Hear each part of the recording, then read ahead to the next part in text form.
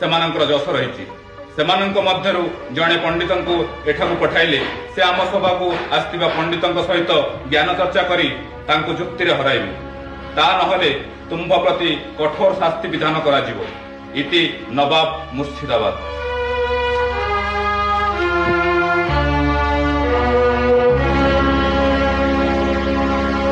ଆଗନ୍ତୁକ, ତୁମେ ଆମ ଅତିଥି ଭବନରେ ଯାଇ ବିଶ୍ରାମ କର।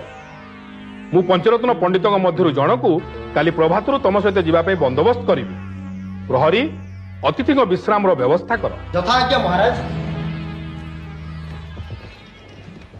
ପ୍ରଥମ ପଞ୍ଚରତ୍ନ ପଣ୍ଡିତ ମହାଶୟ, ଆପଣ ଶାସ୍ତ୍ରରେ ପ୍ରବୀଣ, ତେଣୁ ସେ ପଣ୍ଡିତଙ୍କ ସହିତ ତର୍କ କରିବା ପାଇଁ ଆପଣଙ୍କ ଯିବା ମୁଁ ଉଚିତ ମନେ କରୁଛି।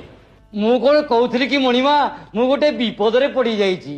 ମୋର ଧର୍ମପତ୍ନୀ ଜ୍ୱର ରୋଗରେ ପୀଡ଼ିତ।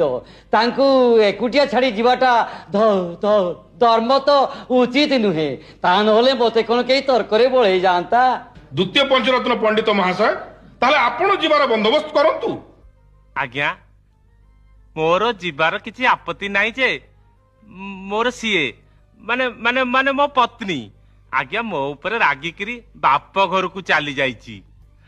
ଆଜ୍ଞା, ତାକୁ ଆଣିବା ପାଇଁ ମୁଁ ପାଞ୍ଜି ଦେଖି ଶୁଭ ମୁହୂର୍ତ୍ତ ଦେଖିଲି ଯେ କାଲି ସକାଳ 7 ଘଟିକା ବେଳେ ଜୁଟୁଛି।